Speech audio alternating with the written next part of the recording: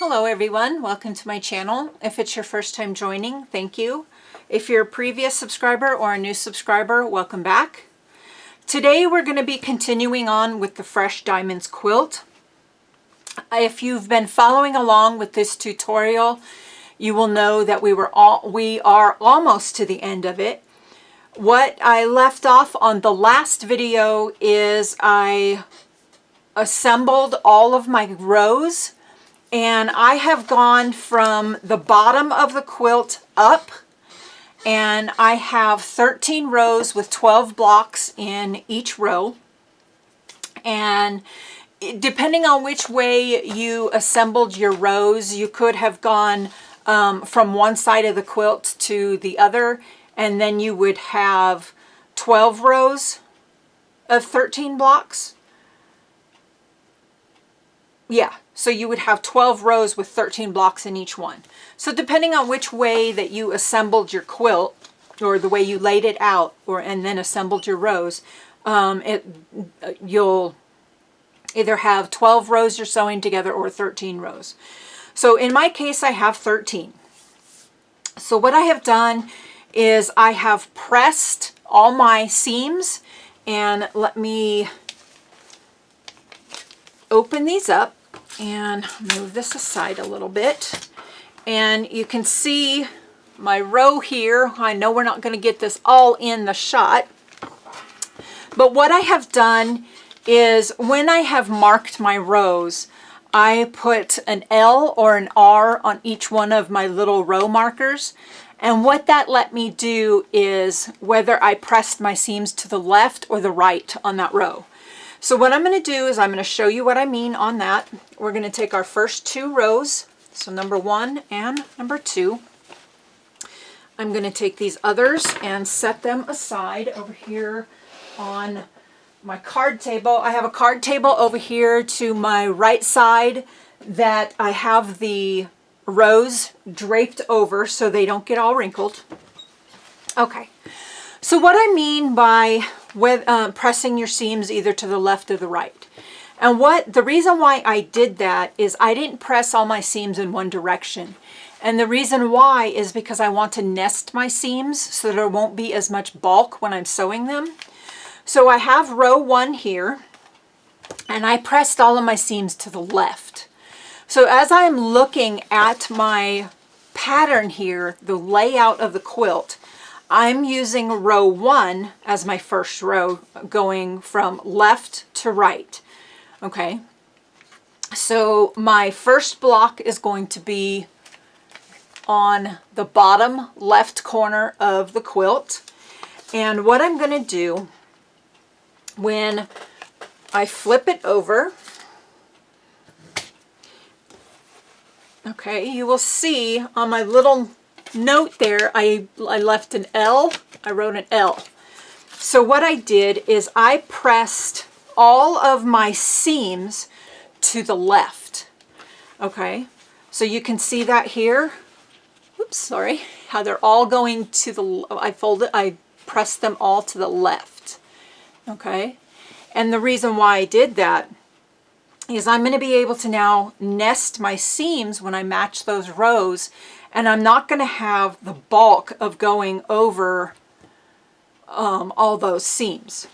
And I will show you what I mean here. So row 2, you can see that I have a R there. And on this row, I pressed all of my seams to the right. So that's row 2 and row 1. So this one, maybe you can see that a little better. Row 1 is to the left. Row 2 is to the right. So when I'm putting my seams together, let's get the ends here. My seams are going to nest. So you're going to put them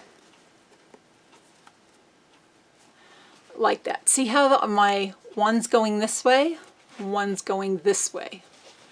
Can you guys see that okay? And what that does is that when I'm sewing it, I'm not going to have a lot of bulk. Because if both of them are going one direction, that'd be a lot of bulk in that area. You wouldn't think that just that little bit would be more bulk, but it does really add up if you're going to be doing either hand quilting or any type of quilting like that, because you're going to have a lot of seams to sew through. And some machines might have a problem going through that many layers, depending on the type of machine you have. I will be finishing this quilt on a machine embroidery, doing it as edge-to-edge machine embroidery. And I want to have as less seams to go through while I'm doing that. A lot of quilt patterns will tell you to do that, to rotate so you can nest your seams. So now what I'm going to do is I'm going to nest my seams. And what I'm going to do when it gets folded back over and sewn, those seams are going to line up perfectly. Okay, I have this particular one laid out incorrectly, so when I get them sewn here, we're going to be like this instead. Sorry about that, guys. Something happened here. I may have sewn something incorrectly. Okay. Yes, I did. Okay, so you can see here that on this row, I actually sewed this last block incorrectly. This block should be flipped over in the other direction. So I'm going to take that apart and do that. And when I come back, we will have that all fixed. Be right back. Okay, so I have the seam picked out, and this is a very good reason why not to sew when you're tired. You may make just a simple little mistake like I did there. So this is the way the block should sit instead of how I had it. It should be like this. Okay, so I'm going to go ahead and I am going to, let's see, sew this one together really quickly. And I think what I'm going to have to do is I'm going to actually have to pause and press this seam, because I did press that seam and you can see that that seam is like really, it's not going to want me to sew that back down without pressing it first. So I'm going to pause again. I'm going to pull out my little trusty mini iron here and I'm going to get this pressed, because I cannot do it accurately with the rolling one. It just will not flatten that seam back out. These nice little seam rollers do work really well in a pinch, but if you are heat pressing your seams, sometimes it'll just set that seam in or that crease in so well that you can't get it out without actually ironing that piece back out. So I'm going to go ahead and do that, and I will be right back. Okay, so I have that seam pressed flat again, and now we're going to sew the block correctly like it needs to be sewn. I have my little mini iron still plugged in over here to the side so I can press this seam correctly when I need to. So I am referring to my photo the way I have it laid out, and I'm just going to sew the seam really quickly. And come on. Okay. So I'm going to sew this really quickly here.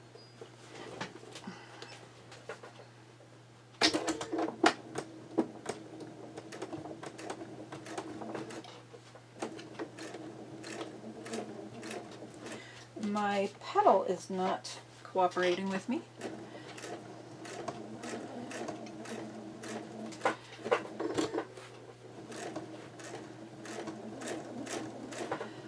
I'm wondering if my machine, if I turn the stitching speed down.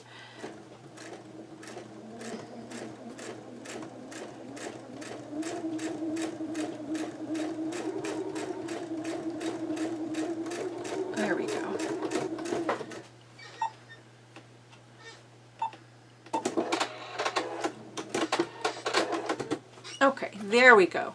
Now I have that seam sewn correctly, and you can see that there, that it should be laying like so. And then this row, everything was pressed to the left.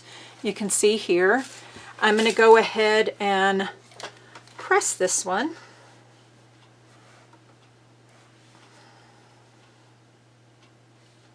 Come on. And then I flip it back over, and I make sure that without stretching it, that the front of it is pressed well as also. Okay. And that's one of the good things is with one of these little mini irons, you can have it here on your table. That if you do make a simple little mistake like this, you can correct it easily. Ever since I got this rotating cutting mat, I really like it that I can move it around. I do not have my lock set on it, but that's okay. So I'm going to go ahead and I'm going to turn my iron off, and I'm going to unplug it and set it aside so I don't burn myself, which I have done before. So I'm going to just set it aside in case I need it again.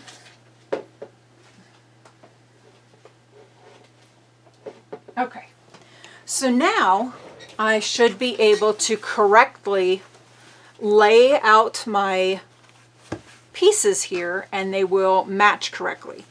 Okay, so now you can see that my pieces are going to form the V of the diamond, and that's going to be this first section down here. Okay, so I'm going to go ahead and I'm going to flip these over so my right sides are facing, and I'm going to nest my seams, and this is where pinning will come in handy, or if you like the little like wonder clips. I'm going to try the wonder clips this time, and I'm going to see, I differ all the time whether I like the clips or whether I like pinning.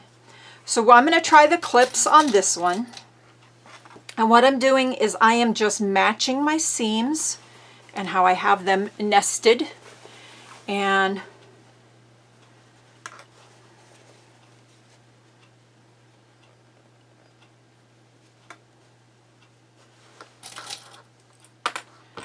this does take time, which any good project, if you do it right, will take time.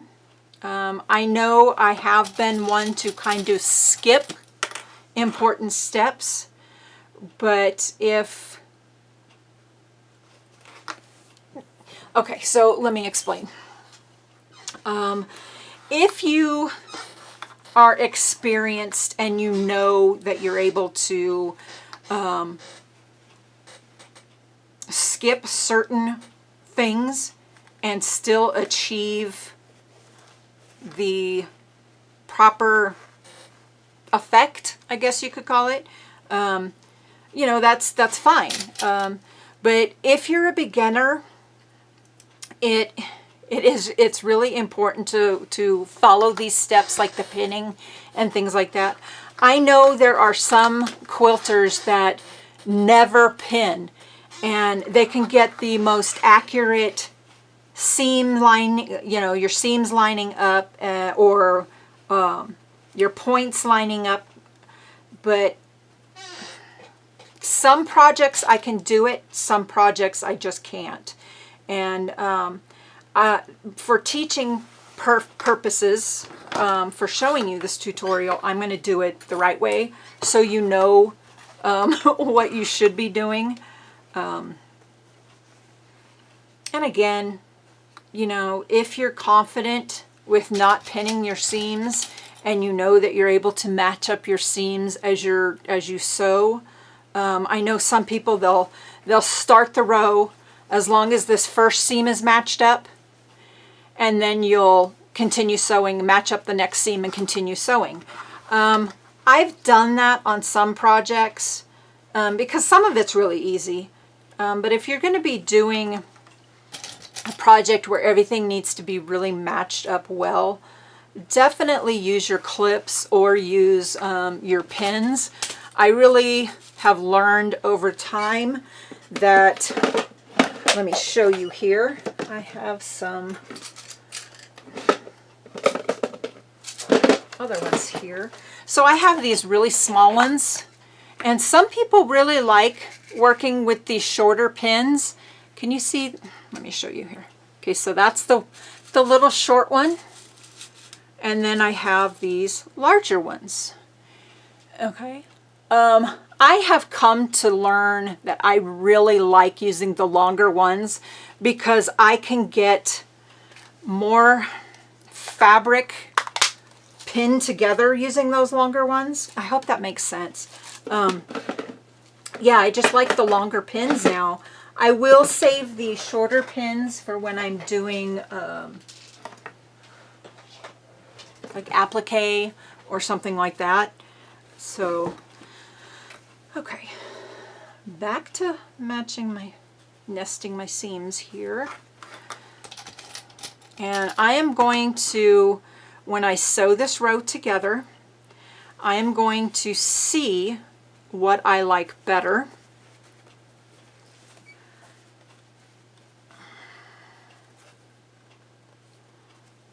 Whether I like the clips or the pins. Sometimes, depending on the project, I like the clips. Sometimes I like the pins better. So it just, you know, maybe your mood hits you a little bit different that day. I think this one may be a little off. Let's see.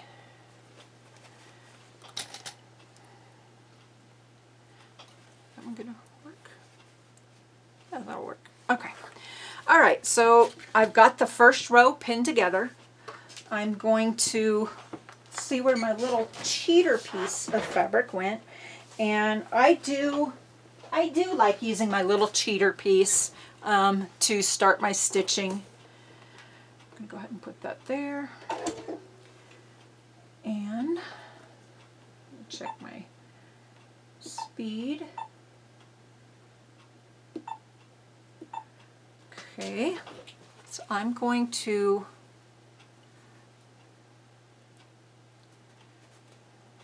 make sure that's lined up well. And I am using my 1/4 inch foot. Let me show you before we get too ahead of ourselves here. Okay, so I am using my 1/4 inch foot with the seam guide. This little part right here is the seam guide. Can you guys see that? Hopefully you guys can see that okay. And I like using them. I used to use just a regular 1/4 inch foot.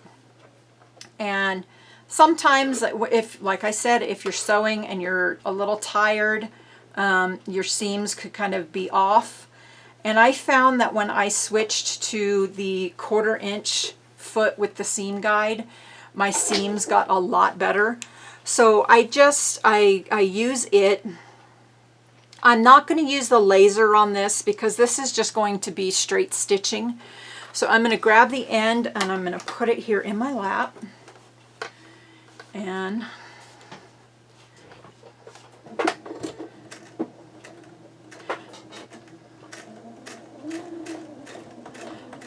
I do not know why my machine is stitching so slow today. Okay, so I'm going to pause just a moment and find out why my machine is stitching so slow. I'll be right back. Okay, so I'm not quite sure what was going on. I don't know. My FAF machine has a really big wide foot pedal, and I was putting my foot like right smack dab in the middle of the pedal, and it was just sewing really slowly. I tend to use my foot on the side of the pedal, and now it's sewing just fine. So I'm going to go ahead and continue, and you guys can see here that it is going a little bit quicker. After I get this row finished, what I'm going to do is I will pause the video and I'm going to check everything inside and make sure that everything's connected correctly. I know that can be an issue. Let's see, make sure this one is together. Okay.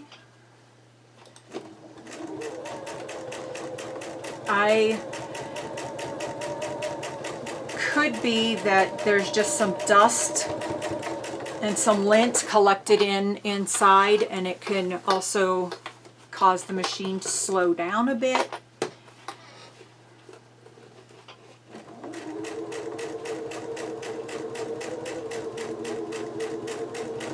It is kind of still going slow. I have my stitching speed all the way up to as high as it goes. When I'm piecing like this, you can sew at a higher speed.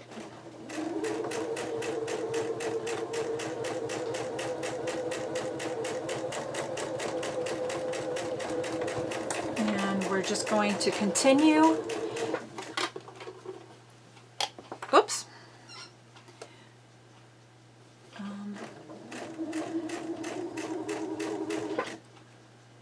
I have checked the outlets and made sure that everything is plugged in. So you can see you can hear that it's going a little bit faster there. And I know foot pedals can be programmed to lift and whatnot while you're sewing.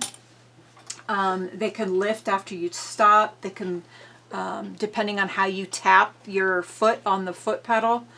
And I believe I have that turned off on my machine, but it could be that I did get it where it got turned back on. See how you can hear that it is sewing a little bit quicker to when we first started.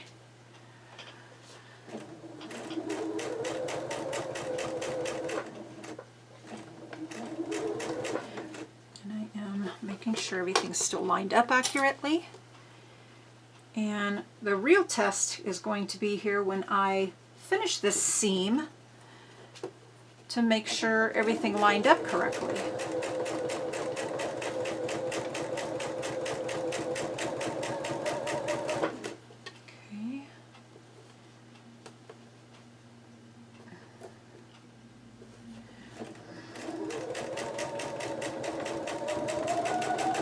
There we go, now it's sewing quicker. You know what, truthfully, it could be too just the way I'm sitting. Something is the way I'm sitting. If I'm not sitting close to the machine and I'm not putting enough pressure on that foot pedal because I'm not close to it like I need to be. Okay, so now we got row 1 and row 2 completed. And I'm going to just clip off my little cheater piece there. And there is row 1 and row 2. Some of them are not perfect. So you can kind of see that one lined up really well. Then this one was just a little bit off. I mean, not enough to worry about. And the rest of it looks really well. That one was off just a little bit, but not enough to really worry about taking any of it apart and redoing it. So I like the way it looks. Okay, so what I'm going to do is I'm going to continue sewing my rows together. I don't know if you guys can see this right here. Can you guys see that?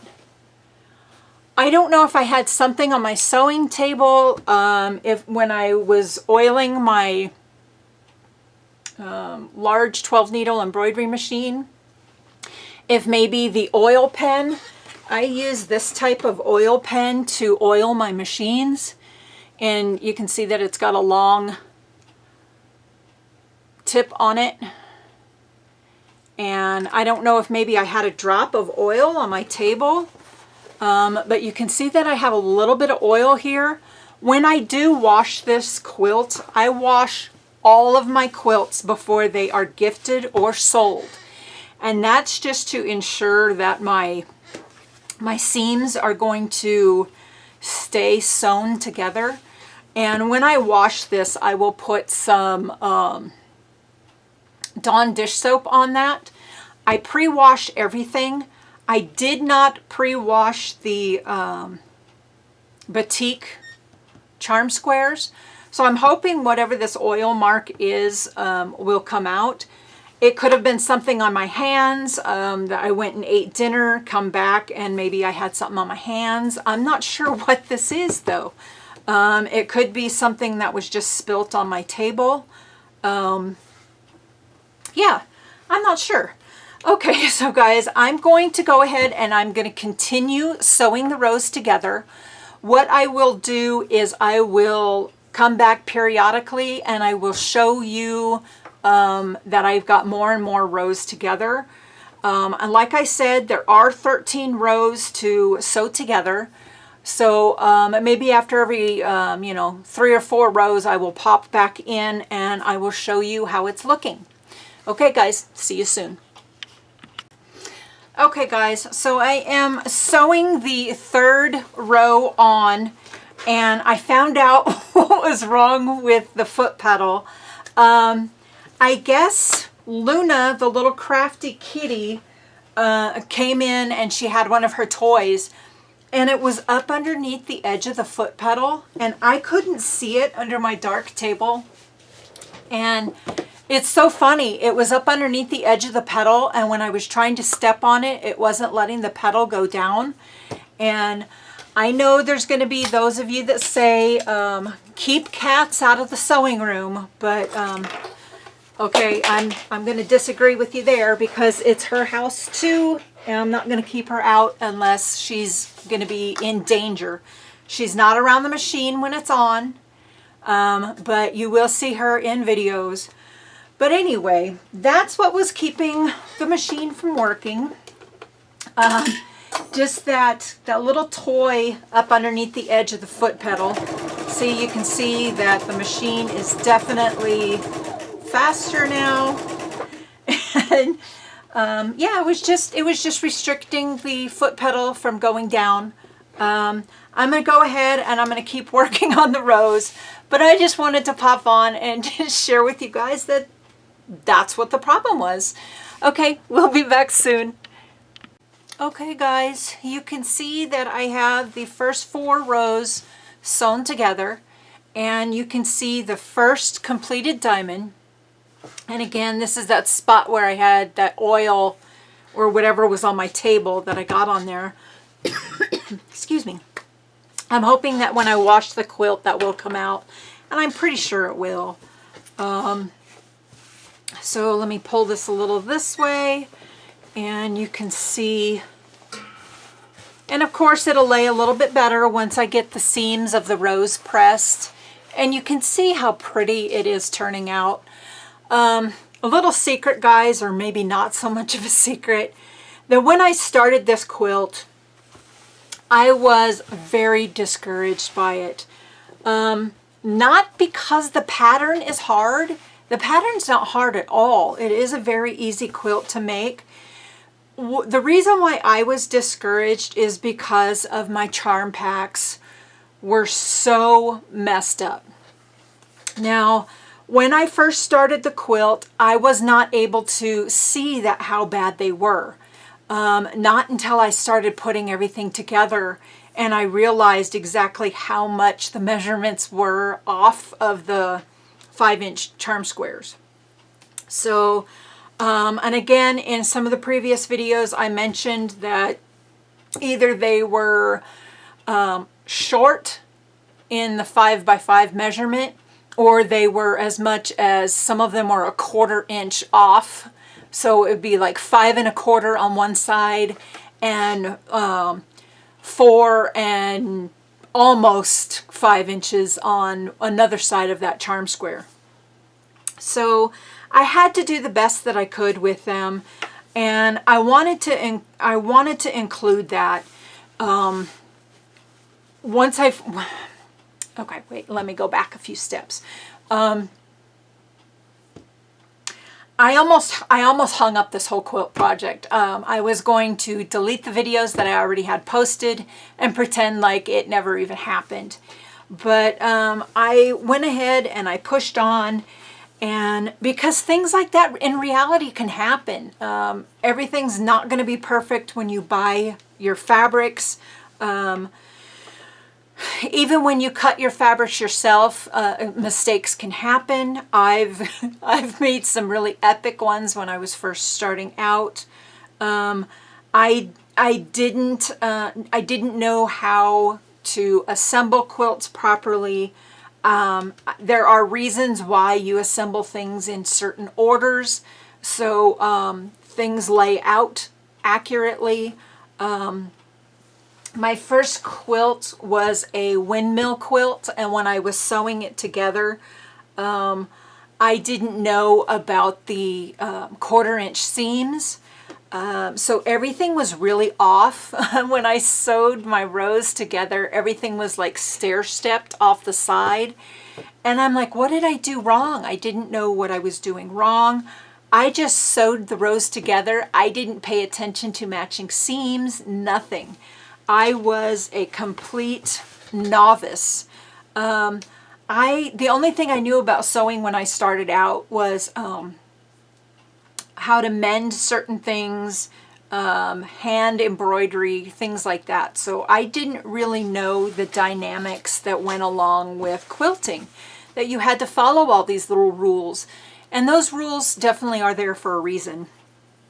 And again, I'm glad I did not hang up this quilt and delete the whole video series, and that I pushed on with it, because it is turning out really pretty, and somebody is really going to like this quilt, and they may eventually buy it if I do decide to sell it, or whether or not just to gift it. But anyway, I'm going to go ahead and I'm going to continue with the rows.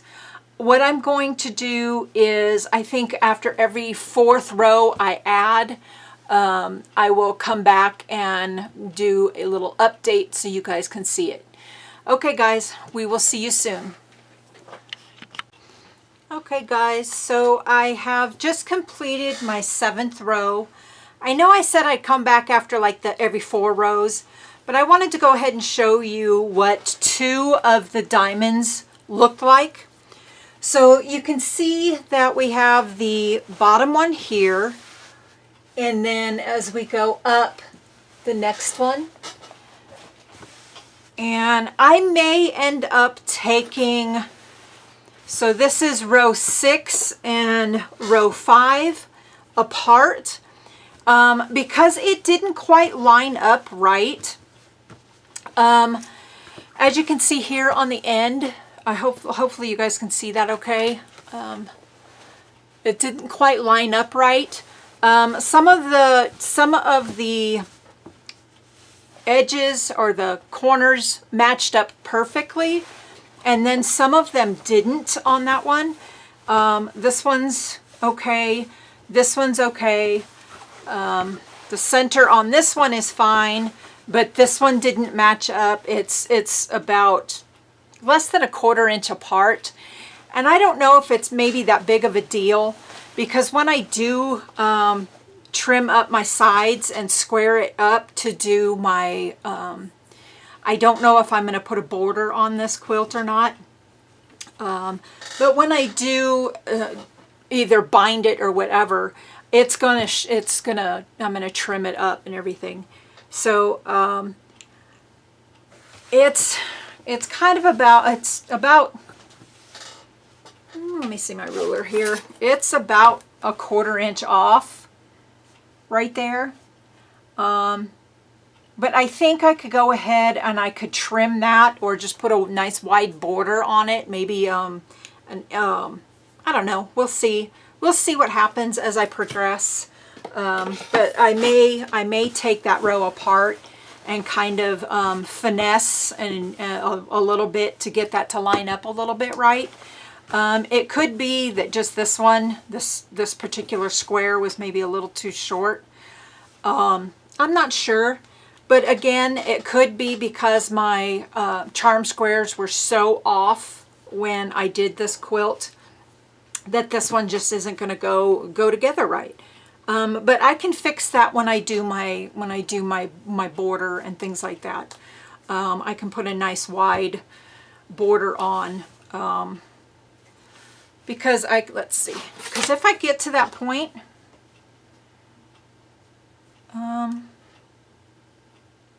yeah, I may have to really fix that. We'll see what happens. I may just keep this quilt for myself and use it as a lap quilt here around the house. I'm not sure what I'll do, but it is off. And you know, we'll see what happens. I may just go ahead and pick that out and try to fix that a little bit better. But you can see all the other ones are lining up quite well, but this one just kind of is off. So I'm going to go ahead and continue sewing the rows together. I'm going to just finish doing the rows, and then once that's done, I will come back and I will show you the finished quilt or the finished quilt top, and then let you know at that time whether or not I'm taking that apart and fixing it. Because there's some of the other ones are matching up perfectly, and I don't know how I would really fix it other than just adding a border to it. But we'll see what happens. I'm going to go ahead and continue sewing the rows, and when the rows are finished, I will be back. Okay, so I have all of our rows sewn together, all 13 rows, and this is the very end. And I will take some still photos and add them to a video reel so you guys can see these a little bit better. Luna the Crafty Kitty is crying behind me because I have my door closed. What? Do you want out? You want out? She does not like closed doors at all. So, okay. I'm going to go ahead and continue here. So, as I was saying before Miss Kitty interrupted us there, this row, the very last row, you could see that some of my edges are kind of like curled in here. Let's see if you can see this a little bit better on here. See where it kind of curves in here a little bit? I think what I'm going to do is I'm going to just add possibly a wide border to this quilt. And at this point, we are completely finished with the Fresh Diamonds quilt pattern. This is it for the pattern. So now at this point, if you wanted to add borders to it, you could do that. If you had a charm pack that you had additional charm packs in the same patterns, you could go ahead and add more to it, make it larger, whatever you choose to do. I do not know, I am still debating whether or not to take row 1, 2, 3, 4, 5, separate row 5 and 6, because you could see here where it was really, let me hold that up a little, where it was really a big difference there. But not all of the squares are off. This one's just slightly off. This one is off as well. So at this point, I am going to end the video here. Or well, I'm going to stop for the day here because I do have to press the rows, the seams. I do have to press those. And you can see here as well, when I was talking about nesting seams, how one goes one way, one goes the other way. Hopefully you guys can see those okay. So one went down, one went up, one went down, one went up. And it's just easier when you do your quilting that it's going to help nest those seams. They'll lay a little bit flatter. You won't have as much bulk. So like you can see here, there, this is going to lay nice and flat, and there won't be a lot of bulk in that. But I think I'm going to yeah, I just don't know yet. I'm thinking I will pick that out and try to make it a little bit better, but I will be doing that off camera, and then I will come back to the video and I will show you the finished quilt top with the row, the seams that we just did to connect the rows. I will show it all ironed and pressed for you, and let you know what I will be doing with the quilt from there on. But basically, guys, this is it. This is definitely the end of this quilt pattern. And now it's really up to you on how you're going to finish it, like I said a few minutes ago. Whether you add a border to it, I could go in and I could add a yellow border, which I do have some yellow fabrics that I could do that. I could add a solid blue border. I could add more of the light blue to do a light blue border. I do know that I'm going to use the dark blue for the backing, so I may just leave it just the way it is. I gotta say goodbye for now. Poor little Luna's over there stressing out with that door closed. But let me know what you guys have thought of this series, and up until this point. And again, stay tuned for the last portion, because I am going to show some photos at the end of this of the quilt pressed. Okay, guys, we'll see you soon in those photos. Okay, so I have the quilt completely done. I left off on the last segment that I was talking about that I was going to take row 5 and 6 apart and resew it. And I did do that, and my points on each square are now lining up okay across the quilt. But let me show you, this is the worst row that it happened to on between row 5 and 6. And you can see here on the end that there is quite a bit of difference, almost a 1/4 inch difference on that one. And I may just be able to trim that off to square up the quilt. And it happened also, not so much on this side. There is just a little bit. What I did is I did go ahead and pull that all apart and took all the stitching out on that whole row. And I matched my seams up and clipped them, and then sewed it, or re-sewed that whole row. I have a thread here that I want to clip. Sorry about that. So I went ahead and re-sewn that whole row, and now all the points in the row match up correctly. So we got 1, 2, 3, 4, 5. So it's this row here, between here and here. So they all match up really good across. And I wasn't sure what I was going to do at this point. If I was going to try and take it apart and maybe put another row in and take that whole row apart and try to fix it. And I just decided at this time that that wasn't really necessary, because I can trim this up and put a wide border on it, and it's not going to make that much of a difference. So I think what we're going to do now is I am going to go ahead and say that this project is finished. According to her instructions, we completed the quilt. And again, if you do remember, I did have to cut mine a bit smaller because of the issue with my charm squares. So remember that if you do have that issue, you can make them a little bit smaller. If you remember correctly in the pattern, it said to trim the squares up to 4.5 inches. I trimmed mine to 4.25, and I could have done 4 inches. It would have just made a lot smaller quilt. And I think what I'm going to definitely do is I'm going to go ahead and trim up. You can kind of see here on the edges that I do have some of a,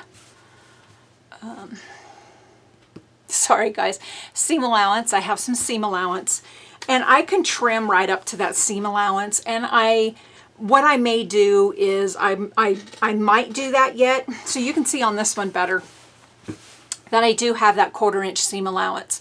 So I could trim just to the edge of that seam allowance, and I may be able to fix this side by doing that because this one is so short.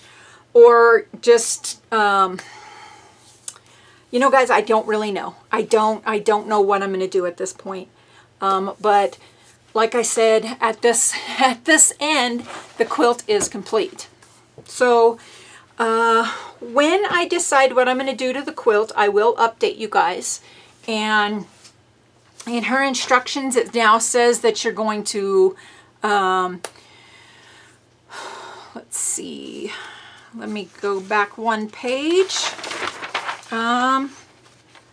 So you're going to lay your backing fabric right side down. You're going to piece your backing. If you're going to do a pieced backing, you're going to go ahead and do that. Press it really well. You're going to press your top really well so all your seams lay flat. So really pay attention to that. You can even starch it if you want and then press. Make sure you don't iron, but press. So ironing is when you're moving back and forth. Pressing is you're just pressing iron down. So pressing is going to keep your quilt from getting distorted. So you're going to do that. Then if you're going to do your pieced backing, piece your backing, press it. Then lay your backing down, your batting, and then quilt to however you wish to quilt it.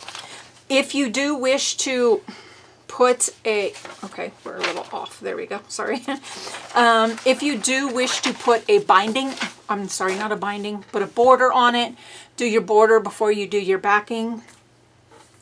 So there's many different ways you can build on the quilt if you wish to do that by adding borders. Let's see, what else? Yeah, I think that's really it. I'm going to go ahead and close out this video series. If you guys do have any further questions on this video series, please comment down below, and I will answer you the best that I can. It is going to be a while before I get to the rest of this quilt, so it is a really good time that this quilt series, quilt tutorial series is ending now. I have a really big paid project coming up, and that will involve the multi-needle embroidery machine, and I will be filming those videos, so please stay tuned for those. Let's see what else. I think that's it for now, guys. If you haven't subscribed, please hit that subscribe button. Please hit the thumbs up button. Hit that little bell button, because that is going to let you know when a new video comes, and it helps my videos get into the YouTube algorithm and more people can see my videos. So it not only helps you, but it'll help your friends as well. Okay guys, we'll see you soon. I really hope you enjoyed this series. Bye-bye.